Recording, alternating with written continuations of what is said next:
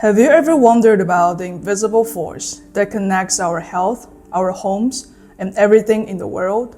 This is the concept that we're introducing today, Qi. You may not know what exactly it is, but you have already encountered it 1,000 times in your life. We have seen pop culture inspired by Qi, like Star Wars, acupuncture that uses needles to direct Qi, martial arts that incorporates Qi, and home design feng shui that navigates Qi. Qi is an ancient Chinese concept important in Daoism, a universal force that permeates all aspects of our life.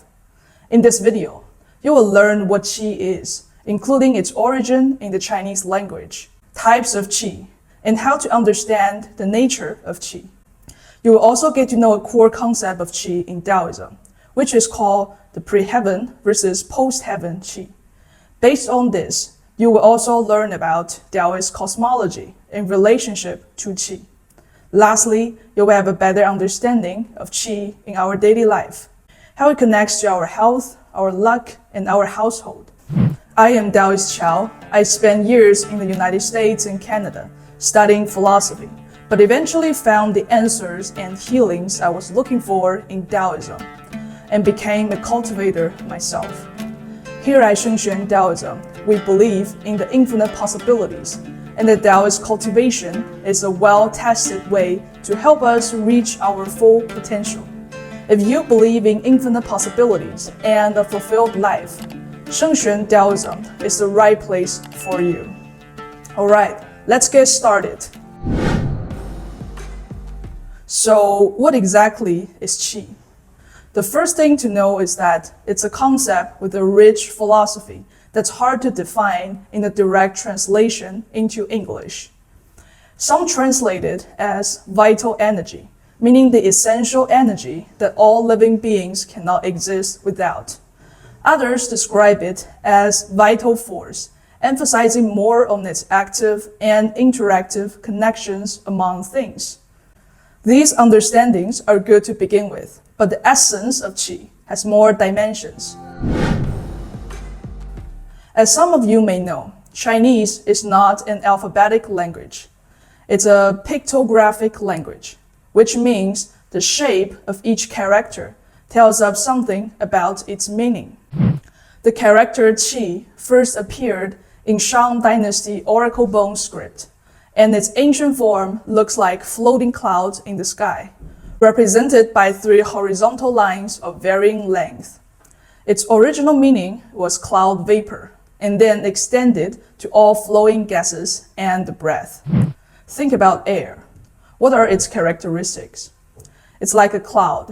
It has form but lacks substance.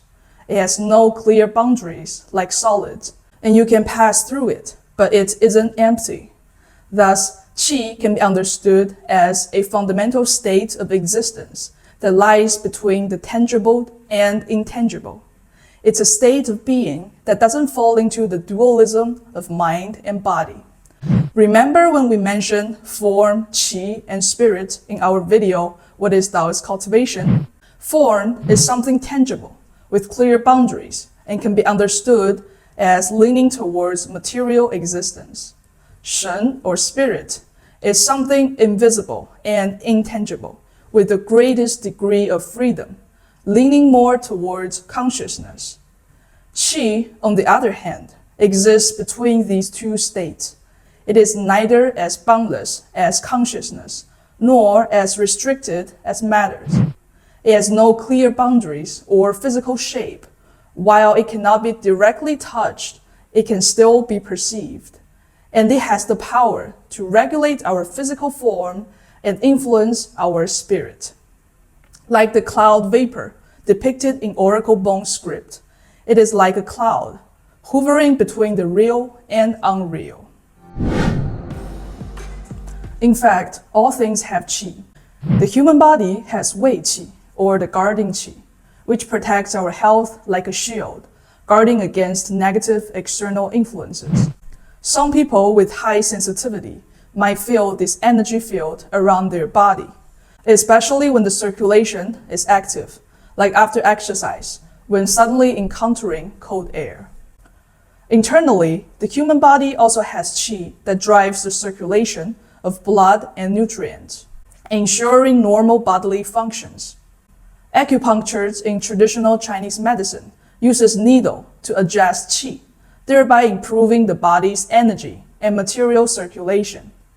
The earth we live on also has di qi, or earthly qi, whose distribution is related to mountains, rivers, and land veins. Feng Shui is essentially a practice to navigate qi in a certain location to improve the well-being and luck of the family. Distant celestial bodies also have qi, such as 太阳 qi, or solar qi, 太阴 qi, or lunar qi, and 天罡 qi, or celestial qi. These three are sometimes collectively referred to as the qi of the sun, moon, and stars, also known as the three radiances. In Taoist understanding, the life and intelligence of all things are born from the accumulation and concentration of these three radiances. Plants are mainly influenced by solar qi, hence their photosynthesis. Animals are influenced by both solar and lunar qi, which gives rise to the monthly internal cycles, much like the tides, granting emotions and feelings. Humans are influenced by solar, lunar, and celestial qi. The nurtured wisdom and spiritual nature allow us to have the most agency and intelligence.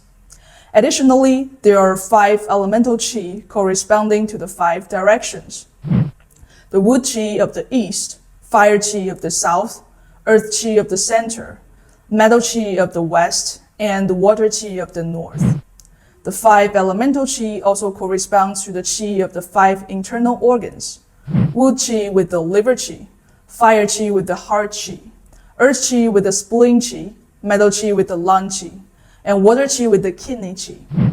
Interestingly, in Taoist statuary, creating a godly statue involves more than just making a sculpture. There is an essential process called organ installation, where 5 colored stones are placed in a reserved cavity within the statue, symbolizing that the deity has internal organs. The core of this process lies not in the 5 colored stones themselves, but in using the 5 elemental qi to imbue these stones, creating an internal circulation that mimics the flow of energy within the human body. After organ installation, the statue must undergo radiance opening, which involves using a cinnabar brush to draw specific points on the statue, constructing a structure of wisdom and spirit flow. This step also requires the practitioner to gather the 3 radiances, solar, lunar, and celestial qi, to build a flow of wisdom within the statue. Only when both the organ installation and radiance opening are complete does the statue truly gain spirit, meaning it now possesses internal energy circulation. Taoists believe in the resonance between the external universe and the internal universe of our body. The 3 radiances in the heavens and the 5 elemental qi on earth interact with the qi within the human body. Therefore, by reversing this interaction, we can also generate spiritual essence by concentrating the 3 radiances and the 5 qi. In addition, the core of Feng Shui is also qi, specifically the regulation of 2 types of qi, Sheng qi, the vital qi, which is life-enhancing, and Sha qi, the malicious qi, which is life-diminishing. Areas that promote growth and vitality are rich in Sheng qi, where areas that lead to decay and decline are filled with Sha qi. In Taoist cultivation, practitioners use methods that combine Xing qi, circulating the qi, and Cun shen, concentrating the spirit, to draw different types of qi from nature to enhance their internal circulation. For example, a well-chosen Feng Shui location can help nurture both the body and mind. It is also possible to stimulate various qi states, to concentrate and refine various objects, thus creating different types of talisman tools. Beyond the types of qi commonly used, qi can actually have infinite variations. A person's temperament, aura, and even their health can all be reflected in their external qi. If differentiated by these traits, one person or object could be said to possess a unique type of qi. At its core, qi is the summarized representation of the interaction within the system. It is not merely force or energy, because at the end of the day, qi's unit is neither newtons or joules. Take solar qi as an example. What exactly is solar qi? Is it sunlight, energy radiance, or some specific particles or atoms? If we view qi through this isolated, analytical lens, we lose its essence.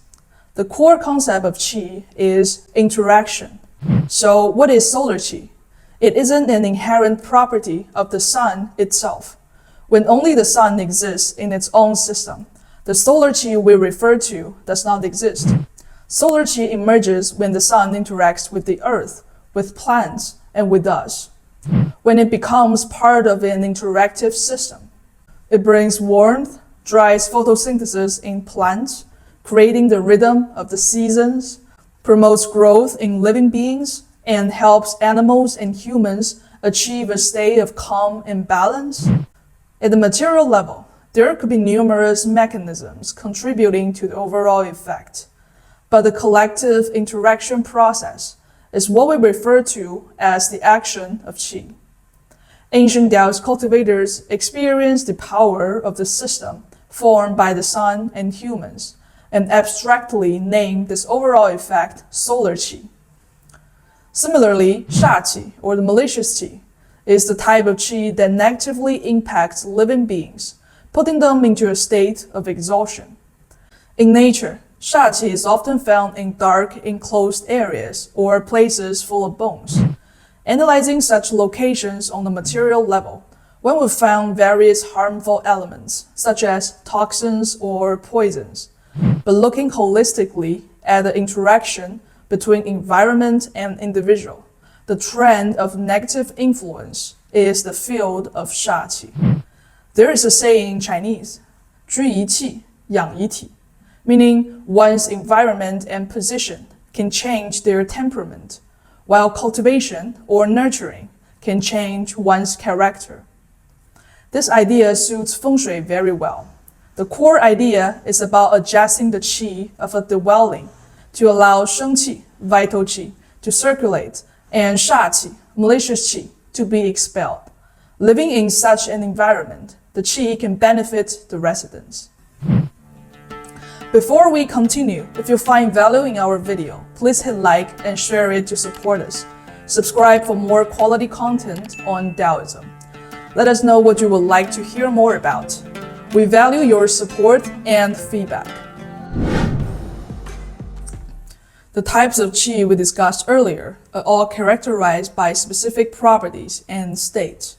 But remember, in Taoist philosophy, the highest value is not in being the strongest or the best, but in being free to transform without restrictions. Qi is the same. When qi has a specific attribute or state, it means it cannot be something else. Like in the human body, once a stem cell differentiates into a skin cell, it cannot turn into a bone cell. So is there a kind of qi that has the potential for infinite transformation? Like a stem cell that can differentiate into any types of cell? The answer is yes, and this miraculous qi is closely connected to Taoist cultivation and cosmic creation. The universe evolved from it, life grows from it, and cultivation is the pursuit of returning to this state. This wondrous qi is called pre-heaven qi, or 先天一 qi, also known as primordial ancestral qi, or 原始祖 qi. Here, pre-heaven refers to heaven as in heaven and earth, meaning the world in its formed state. So pre-heaven means the state before the world is formed into specific characters. The various types of qi with fixed attributes we mentioned earlier are called post-heaven qi, or 后天之 qi. where post-heaven means the state after the world is formed. In Taoist understanding, for human beings in a regular life process, at the time of birth, pre-heaven qi is most abundant because the newborn is not yet imposed by any frameworks of the post-heaven world. This is why the vitality and flexibility of a newborn are at their peak. For example, when the baby cries, their voice is so loud. When they breathe, their breath reaches all the way down to their belly button. When they clench their fist, the fists are so firm that even adults need effort to open those tiny fists. If they swing their little arms and legs without conscious control and happen to strike you, you might be surprised by how such a small being can generate such force. With abundant original qi, one can also witness the child's incredible capacity to learn, their boundless energy, and rapid healing ability. Not to mention why babies could grow their whole body rapidly, while elderly people cannot even recover from wounds quickly. As we grow, especially upon reaching puberty, when our biological rhythm shifts from individual growth to ensuring the continuation of the species, our pre-heaven qi begins to be used rapidly. The depletion of pre-heaven qi is why adults often become rigid in their bodies, characters, behaviors, and beliefs, unable to break old patterns with declining energy and recovery abilities. In essence, pre-heaven qi is the foundational resources for all possibilities. Taoist cultivation, in a simplified sense, can be seen as the process of nurturing and recovering pre-heaven qi. In the early stages, cultivators aim to restore pre-heaven qi at the physical level, which is why early Taoist cultivation often has the effect of preserving youth and rejuvenating the body. But pre-heaven qi is also deeply connected to a more metaphysical level of cosmic creation. In the famous Taoist classic, Liezi, there is an account of the Taoist understanding of cosmology. In Taoist belief, before the universe gave rise to the tangible, perceptible world of myriad things, there were still distinct phases within the state of undifferentiated chaos. This chaotic state can be considered a type of pre-heaven, and the world as we know it today evolved from it into a post-heaven. Within this pre-heaven state, Taoism recognized 5 phases, the 5 primordial stages of existence before differentiation. They are Tai Yi, or the prime change, Tai Chu, the prime beginning, Tai Shi, the prime commencement, Tai Su, prime simplicity, and Tai Ji, prime polarity. The first stage is Tai Yi, the prime change, which Liezi described as when qi is unseen. If qi is not yet seen, what exists then? It is Shen, or spirit, or what later Taoist refers to as the primordial spirit, the state described in the Tao Te Ching as the Tao gives birth to one. It is the origin from which non-being gives rise to being. It represents the ultimate source of all subsequent creation. At this stage, there is spirit but no qi, no form, and no substance. The second stage is Tai Chu, or the prime beginning, which is described in Liezi as the beginning of qi. This is not the various types of post-heaven qi, but the pre-heaven one qi, the root qi that holds infinite possibilities of transformation. To better differentiate between pre-heaven and post-heaven, later Taoists gave the pre-heaven qi a specialized character, qi, while the regular qi is written as qi. Once qi is formed, when the related principles gather, form arises, which marks the third stage, Tai Shi, the prime commencement. If qi is like steam, carrying energy without a solid form or clear boundaries, then as it condenses into form, boundaries start to emerge. The fourth stage is Tai Su, the prime simplicity, in which substance appears. Not only are there boundaries, but there is also tangible essence. It is at this point that matter starts to form in the universe. When these four elements, spirit, qi, form, and substance coexist, but are still in the unified whole, not yet differentiated, it is called taiji, the prime polarity. Specific things have not yet emerged, but the potential for creating everything from the intangible to the tangible exists. At this point, chaos is like a seed that hasn't sprouted, like a fertilized egg yet to develop, like a singularity before the Big Bang. There is no time or space yet, only an explosion waiting to happen, a soft pop, with space and time emerging, and millions of transformations evolving in an instant, to eventually form the universe we now know. Daoism also has a deeper understanding of this cosmic creation process. Although we presented these phases in the linear timeline, the process by which the 5 phases of pre-heaven give rise to the world is not only a matter of cosmic history, but also a process that occurs at every moment. In every millisecond, countless primordial qi emerges, bearing form and matter, bringing forth existence in our universe, while countless others return to nothingness and vanish. All of this occur at the level beyond ordinary perception, similar to the concept of the direct sea. But when the principles converge enough to direct qi from the void into creation, this is what Tao's cultivation aims for, manifesting being out of non-being. On the human level, it means revitalizing the body, as seen in ancient accounts of preserving youth. On a deeper level, it is the source of all the incredible abilities recorded in ancient texts and foundations for ascending from post-heaven realm to the pre-heaven state.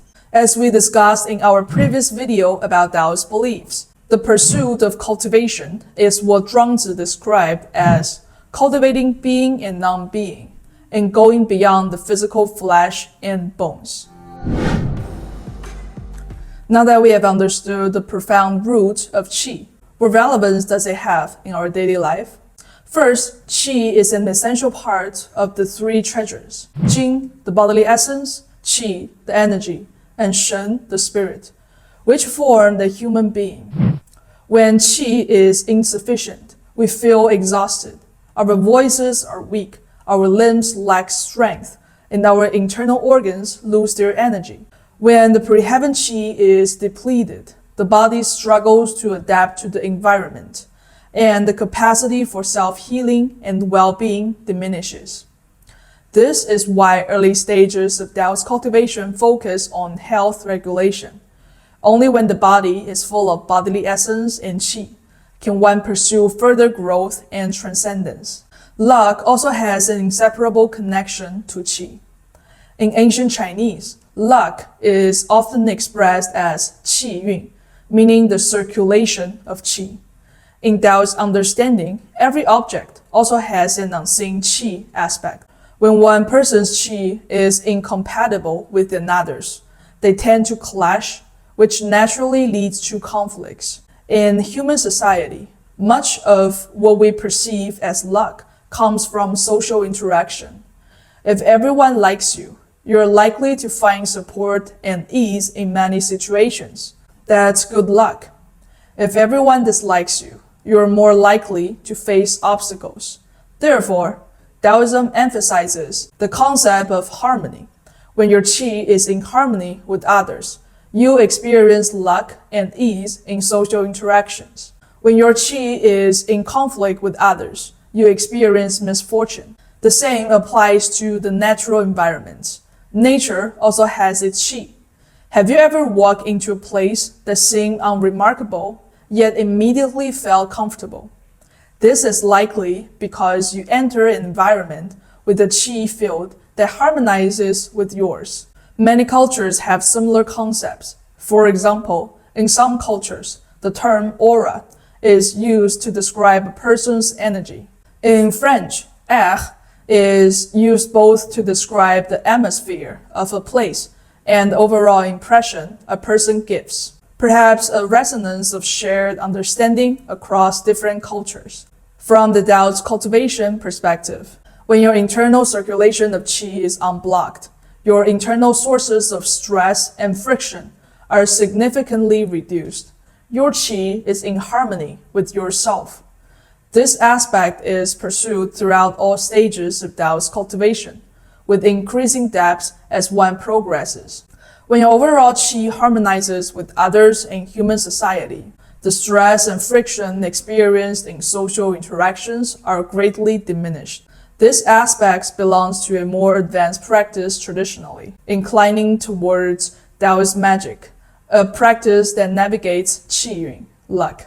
Furthermore, can one construct an external environment with a beneficial qi field to nourish one's own qi? Certainly, this is the true essence of feng shui. It is not merely adjusting the structure and furniture of a house, as understood today, but setting up the qi circulation of the dwellings to allow sheng qi, the vital qi, to remain, and sha qi, malicious qi, to exit. To have the ability to reconstruct qi circulation requires cultivation. First, to be able to sense the flow of qi, then to direct and transform it, and ultimately forming an organic cycle. In such environment, even plants grow more vigorously, let alone humans. This aligns with the original feng shui theory proposed by Taoist cultivator Guo Pu, known as the theory of earth vital qi. If you watched this far, you must be truly interested in qi and Taoism. I hope you enjoyed it, and let us know the topics you'd like to hear more about. If you find values in our video, please hit like and share it to support us. Subscribe for more quality content on Daoism.